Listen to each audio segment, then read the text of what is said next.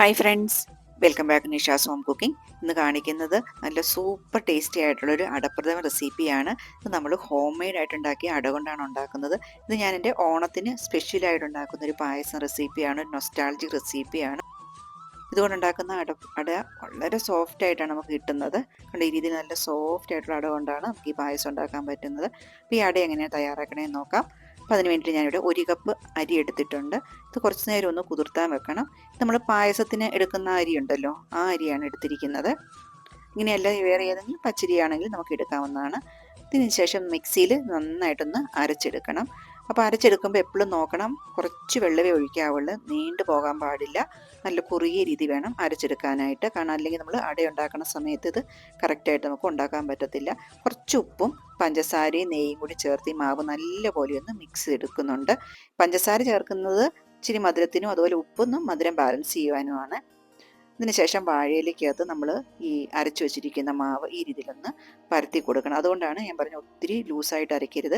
അപ്പം മാവ് ഇങ്ങനെ പരത്തുമ്പോൾ ഒഴുകി പോകരുത്, അതിന് വേണ്ടിയിട്ടാണ്. അപ്പോൾ ആ ഒരു ഭാഗത്ത് ഇവിടെ നൈസായിട്ട് വേണം പരത്തി ഇലയിൽ ഇങ്ങനെ കെട്ടി എടുത്തിട്ട് വേണം നമുക്കിത് ഉണ്ടാക്കാനായിട്ട്. അപ്പോൾ ഇതിന് ശേഷം ഇത് തിളച്ച വെള്ളത്തിലേക്ക് ഇട്ട് കൊടുക്കണം. അപ്പോൾ ഞാനിപ്പോൾ പകുതി അട ഇതിനകത്തോട്ട് ഇപ്പോൾ ഉണ്ടാക്കിയിട്ടുണ്ട്. അതിനുശേഷം തിളച്ചിരിക്കുന്ന വെള്ളത്തിലോട്ട് വേണം ഈ അട ഇട്ട് കൊടുക്കാനായിട്ട്. അല്ലെങ്കിൽ വെള്ളം തിളച്ചില്ലെങ്കിൽ എന്താണ് അടേൻ്റെ മാവ് അതിനകത്തോട്ട് അലുത്തു പോവുകയെ, അതുകൊണ്ടാണ് അങ്ങനെ ചെയ്യുന്നത്. ഇനി ഒരു 10 മിനിറ്റ് നേരം വേവിച്ച് കഴിയുമ്പോൾ അട വെന്ത് കിട്ടും. കാരണം വെള്ളത്തിൽ നിന്ന് നൈസായിട്ടാണല്ലോ പരത്തിയിരിക്കുന്നത്. അതിനുശേഷം അടയെടുത്ത് തണുത്ത വെള്ളത്തിലോട്ട് ഇടണം. ബാക്കി അടയും കൂടി ഞാൻ ഇതുപോലെ തന്നെ ഉണ്ടാക്കുന്നുണ്ട്. ഇപ്പോൾ 2 സെറ്റായിട്ടാണ് ഞാൻ എടുക്കുക. വലിയ പാത്രമാണ്, നമുക്ക് ഒരു സെറ്റിൽ തന്നെ ഉണ്ടാക്കിയെടുക്കാൻ പറ്റും. ഞാനിപ്പോൾ 2 സെറ്റായിട്ടാണ് ഉണ്ടാക്കിയിരിക്കുന്നത്. ഇപ്പോൾ കണ്ടോ, തണുത്ത് കഴിയുമ്പോൾ അട നമുക്ക് ഈ രീതിയിൽ തുറന്നെടുത്ത് കഴിയുമ്പോൾ ഇത്ര സോഫ്റ്റാണ്, നൈസായിട്ടുള്ള അടയാണ് വരുന്നത്. അപ്പോൾ ഇതിനകത്ത് നെയ്യും കൂടിയൊക്കെ ചേർക്കുന്നത് കൊണ്ട് തന്നെ നല്ല ടേസ്റ്റുമാണ്. സോഫ്റ്റ് ആയിട്ടുള്ള അടയായതുകൊണ്ട് പായസം ഉണ്ടാക്കുമ്പോൾ പ്രത്യേക രുചിയാണ് അതിന്. അപ്പോൾ ഇനി അട നമ്മുടെ സൈസ് നമുക്ക് കട്ട് ചെയ്തെടുക്കണം. കണ്ടോ, ഈ അടയുടെ ആ ഒരു ടെക്സ്ചർ കണ്ടോ എത്ര സോഫ്റ്റ് ആണെന്ന്. അപ്പോൾ ഇതിനകത്തേക്ക് ആവശ്യമുള്ള ശർക്കര പാനിയും കൂടി തയ്യാറാക്കണം. അപ്പോൾ ഞാനിവിടെ ശർക്കര ഉരുക്കാൻ വെക്കുന്നുണ്ട്. കുറച്ച് വെള്ളം ഒഴിച്ചിട്ട് ശർക്കര ഒന്ന് ഉരുക്കിയെടുക്കുന്നുണ്ട്. അപ്പോൾ സാധാരണ ശർക്കര ഉരുക്കുന്ന പോലെ എടുത്തിട്ടും മധുരത്തിനനുസരിച്ച് നമുക്ക് ശർക്കര പാനി യൂസ് ചെയ്യാം. അതിനുശേഷം ഈ പാനി ഒന്ന് അരിച്ചെടുക്കുന്നുണ്ട്. ഇനി നമുക്ക് വേണ്ടത് അട നമുക്ക് വേണ്ട ആ ഒരു സൈസ് അനുസരിച്ചൊന്ന് മുറിച്ചെടുക്കുന്നതാണ്. ഞാനിപ്പോൾ ഈ ഒരു ചെറിയ പീസുകളായിട്ടാണ്, ചെറുതായിട്ടാണ് കട്ട് ചെയ്തെടുക്കുന്നത്. അത് ഓരോരുത്തർക്ക് എത്രത്തോളം താല്പര്യമുണ്ട് അരുത്തി ചെയ്യാം. കേട്ടോ, കുഞ്ഞായിട്ട് എടുക്കുകയാണെങ്കിൽ കുറച്ചും കൂടി എല്ലാം കൂടി മിക്സ് ചെയ്ത് വരുമ്പോഴത്തേക്ക് നല്ല ടേസ്റ്റ് കൂടുതലായിരിക്കും. അതുകൊണ്ടാണ് ഞാൻ അങ്ങനെ ചെയ്യുന്നത്. ഇനി നമുക്ക് പായസം ഉണ്ടാക്കാനായിട്ട് ഒരു ഉരുളി എടുത്ത് വെക്കാം. ഉരുളിയിലോ വേറെ ഏതെങ്കിലും നമുക്ക് ഇഷ്ടമുള്ള പാത്രത്തിൽ വെക്കാം. ഞാനിപ്പോൾ ഉരുളിയാണ് ഉപയോഗിക്കുന്നത്. അതിനുശേഷം ഞാൻ ഉരുക്കി വെച്ചിരിക്കുന്ന ശർക്കരയും ഈ മുറിച്ച് വെച്ചിരിക്കുന്ന അടകളും കൂടി ഇട്ടിട്ട് നല്ല പോലെ ഒന്ന് വഴറ്റിയെടുക്കണം. അങ്ങനെ എടുക്കുമ്പോഴാണ് പായസത്തിന് എപ്പോഴും ടേസ്റ്റ് കിട്ടുന്നത്.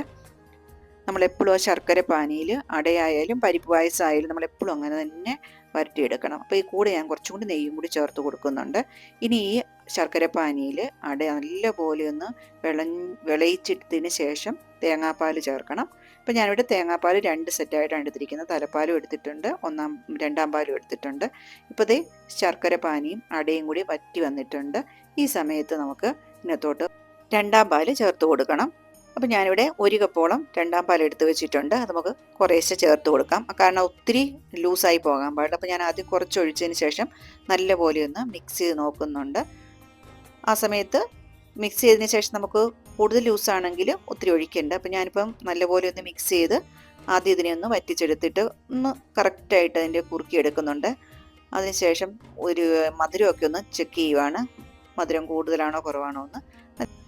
പിന്നെ ബാക്കിയും കൂടി രണ്ടാം പാൽ ചേർത്തതിന് ശേഷം ഇതെല്ലാം കൂടി ഒന്നും കൂടി നല്ലപോലെ തിളപ്പിച്ച് ഒന്ന് കുറുക്കിയെടുക്കുന്നുണ്ട്. കാരണം എല്ലാം കൂടി ഒന്ന് യോജിച്ച് വരാൻ വേണ്ടിയിട്ട് ഒരു 5 മിനിറ്റും കൂടി എല്ലാം കൂടി ഒന്ന് തിളപ്പിച്ചെടുക്കുന്നുണ്ട്. അപ്പോൾ ഈ രീതിയിൽ നമ്മൾ അടയുണ്ടാക്കി പായസം ഉണ്ടാക്കുന്നത് പ്രത്യേക ടേസ്റ്റാണ് കേട്ടോ. ഇനി ഞാൻ കുറച്ച് ചുക്കും ഏലക്കയും കൂടി പൊടിച്ച പൊടിയും കൂടിയാണ് ചേർത്ത് കൊടുക്കുന്നത്. ചുക്കും ഏലക്കയും കൂടിയുള്ള മിക്സാണ് എപ്പോഴും ചേർക്കുന്നതാണ് ഇങ്ങനത്തെയുള്ള പായസത്തിന് കൂടുതൽ നല്ലത്, പ്രത്യേകിച്ച് ശർക്കര പായസത്തിന് അത് നല്ലതാണ്. അതും കൂടി ചേർത്തതിന് ശേഷം ഇനി നമുക്ക് ലാസ്റ്റ് 1-ാം പാൽ ഒഴിച്ചു കൊടുക്കാം.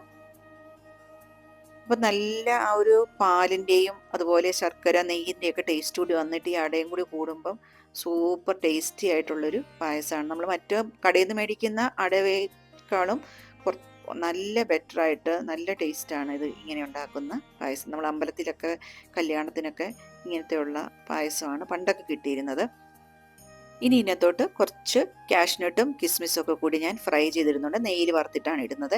അതൊന്നും കാണിച്ചില്ലെന്നേ ഉള്ളൂ, പക്ഷേ നെയ്യിൽ വറുത്ത കാഷ്നട്ടൊക്കെ കൂടി ഇട്ട് കൊടുത്തിട്ടുണ്ട്. സാധാരണ നമ്മൾ എല്ലാ പായസത്തിനും ഇടുന്നത് പോലെ തന്നെയാണ്. അപ്പോൾ നമ്മുടെ സൂപ്പർ ടേസ്റ്റി ആയിട്ടുള്ള അടപ്രഥമൻ റെഡി ആയിട്ടുണ്ട്, സെർവ് ചെയ്യാനായിട്ട് റെഡി ആയിട്ടുണ്ട്. പിന്നെ ഈ പായസത്തിൻ്റെ കഥ എന്ന് പറയുമ്പോൾ ഞാനിതൊരു 3rd സ്റ്റാൻഡേർഡ് പഠിക്കുമ്പോഴാണ് കേട്ടോ ആദ്യമായിട്ട് ഇങ്ങനെ ഒരു പായസം, അത് അടുത്ത വീട്ടിലെ കല്യാണത്തിൽ നമുക്ക് കിട്ടിയതാണ്. അതിനുശേഷം വർഷങ്ങൾക്ക് ശേഷമാണ് എനിക്ക് ഈ പായസം എങ്ങനെയാണ് തയ്യാറാക്കുന്നതിൻ്റെ റെസിപ്പി എൻ്റെ കോളേജിൽ പഠിക്കുന്ന കാലത്തൊരു ഫ്രണ്ടാണ് പറഞ്ഞു തന്നത്. അതിനുശേഷം മിക്കവാറും ഞാൻ ഈ പായസം ഓണ സമയത്ത് ഉണ്ടാക്കാൻ ശ്രമിക്കാറുണ്ട്. അങ്ങനെ അത്ര നല്ല റെസിപ്പിയാണ്. അപ്പോൾ അതുകൊണ്ടാണ് കേട്ടോ ഞാനിവിടെ ഷെയർ ചെയ്യുന്നത്. അപ്പോൾ ഈ രീതിയിൽ പായസം തയ്യാറാക്കി അട ഉണ്ടാക്കാൻ ഇച്ചിരി ബുദ്ധിമുട്ടാണ്, കാരണം നമുക്ക് അടയൊക്കെ ഉണ്ടാക്കി എടുക്കാനുള്ളൊരു പാടുണ്ട്. പക്ഷെ എന്നാലും ഒരു പ്രാവശ്യം ഇതുപോലെ ഓണത്തിന് ആ സമയത്ത് ട്രൈ ചെയ്യുക എന്നുള്ളതൊരു മസ്റ്റ് ആയതുകൊണ്ടാണ് കേട്ടോ ഞാൻ ട്രൈ ചെയ്തതും ആ റെസിപ്പി ഇവിടെ ഷെയർ ചെയ്യുന്നതും. അപ്പം നിങ്ങൾക്ക് ഈ വീഡിയോ ഇതുപോലത്തെ റെസിപ്പി ഇങ്ങനെ അടയുണ്ടാക്കി ഇഷ്ടമാണെന്നുണ്ടെങ്കിൽ താല്പര്യം ഒരു പ്രാവശ്യം ട്രൈ ചെയ്ത് നോക്കുക. അതിനുശേഷം നിങ്ങളുടെ അഭിപ്രായങ്ങളൊക്കെ അറിയിക്കുക. അപ്പോൾ താങ്ക് യു ഫോർ വാച്ചിങ്. ഇതുപോലെ നല്ലൊരു വീഡിയോ ആയിട്ട് വരുന്നത് വരെ എല്ലാവർക്കും ബൈ.